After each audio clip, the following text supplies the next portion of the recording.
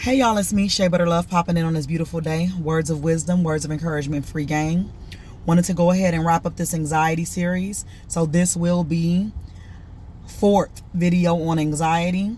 Feel free to subscribe, share, comment if you have anything you want to contribute to the discussion. This will be a very brief video because we're going to be moving forward in some other topics. But I wanted to solidify the last video talking about more so tackling the problem. You know what I'm saying? So one of the things that you can do in reference to being a benefit to yourself and your experience of having panic attacks or anxiety is making sure you're rested. Being rested enough. Being rested is not always sleep. Sometimes being rested is just slowing down, sitting down, and doing things that require you to do nothing, taking leisure time. You know what I'm saying? So I want to talk about that a little bit briefly, like just different ways that you can implement relaxation into your daily or weekly routine. Not being so over the top booked with things to do.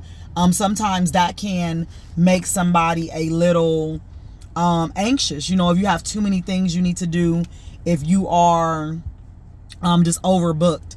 So just lightening your load to the level you can, keeping some order within your lifestyle that you live, whether it be, you know, you're a stay-at-home mom, you are a entrepreneur or a 9-to-5 worker or a school student or a combination of all of this. Just creating some order. Order can, you know, remove that worry. It can remove that constant need to be checking stuff because you know things are in order. Things are handled. So I wanted to say also, whatever it is your spirituality path is, putting a little more energy there and focus there would be a wonderful thing for the benefit of giving yourself a little more relaxation, giving yourself a little bit of a break mentally, emotionally, and spiritually. If you are a person that does not like to work out, working out is amazing. And a lot of people, they only think about working out to the capacity of lifting weights or to the capacity of running. There are so many things you can do that are of benefit when it comes to being active and being physical. That can be dancing. They used to have a lot of Zumba classes. I know now with the restrictions from COVID and the pandemic, things have shifted and changed. But there are different things that you can do in order to just move your body to get that dopamine going and to get your blood flowing. Because at the end of the day, you want to give yourself reasons to only be focused on the moment. When you are dancing and when you're working out, it's hard to be super zeroed in on the past or the future because you're trying to make sure you're getting these moves right. You're trying to make sure you don't drop something. You have to pay attention. I would also say something I never spoke on that I believe is a great benefit to getting your anxiety under control with some ideas and some different things is being creative. Painting. They have these adult coloring books. I think that coloring books in general, coloring is a great way to, you know what I'm saying, just relax you. It gives you something to focus on, just to slow down and only be thinking about that.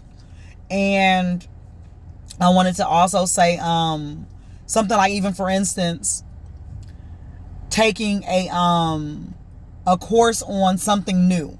So implementing and using your creativity in order to learn a new thing. Like my son had mentioned to me he wanted to learn how to do woodwork, like wood shop they used to give in school.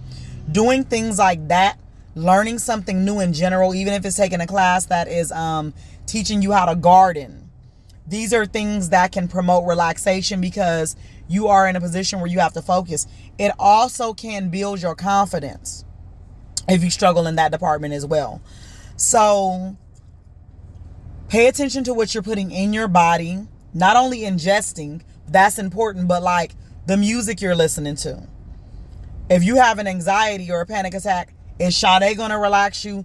Or is a super up tempo song going to relax you? It depends on the activity, but more than likely the slower paced song is going to relax you, right?